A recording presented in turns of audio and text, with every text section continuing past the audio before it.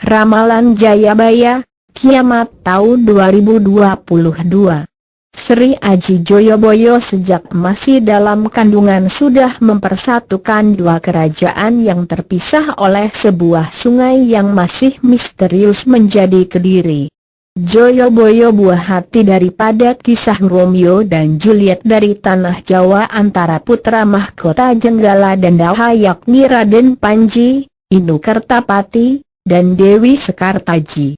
Semasa Joyoboyo marak sebagai Raja Kediri, wilayah kekuasaan dan pengaruhnya meliputi separuh Nusantara.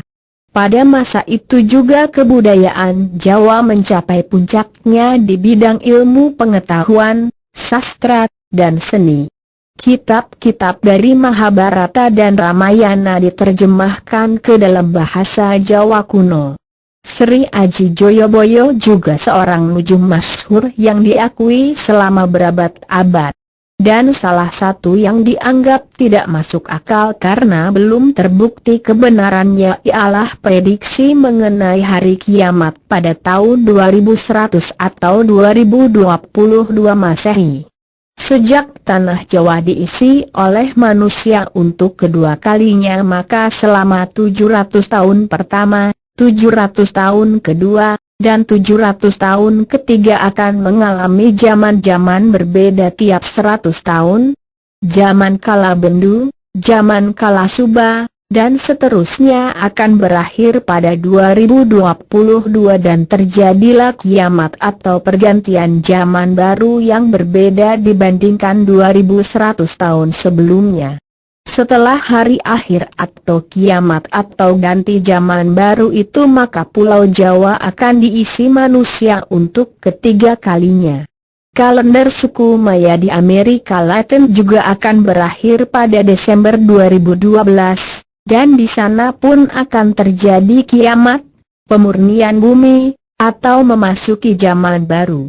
Juga di Eropa menurut Nostradamus akan mengalami hal yang sama.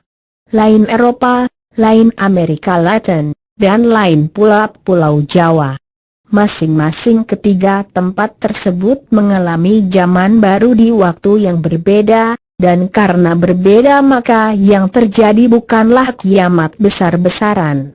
Hari kiamat besar-besaran menurut ilmu pengetahuan modern akan terjadi jika bahan bakar nuklir energi matahari habis, dan telah dihitung para ahli akan habis puluhan miliar tahun lagi. Lain lagi dengan perhitungan NASA, Badan Antariksa Amerika Serikat, bahwa kiamat tidak besar terdekat ialah saat terjadinya badai matahari tahun 2090-an ataupun terjadinya hujan meteor sekitar tahun 2050-an. Badai matahari dan hujan meteor memiliki dampak negatif pada kehidupan di bumi dalam persentase sekitar 0,001%. Global warming atau pemanasan global akibat industrialisasi dan penggunaan bahan bakar fosil bisa jadi mengubah sama sekali segala macam prediksi alamiah datangnya hari kiamat di atas.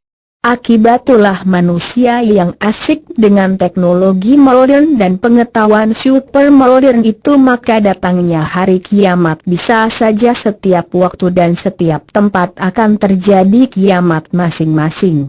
Cuaca berubah menjadi ekstrim menimbulkan dampak buruk, terbentuknya angin kencang, gelombang tsunami dan juga terjadinya bencana alam yang lain seperti banjir bandang akibat ulah manusia, habisnya hutan-hutan di bumi.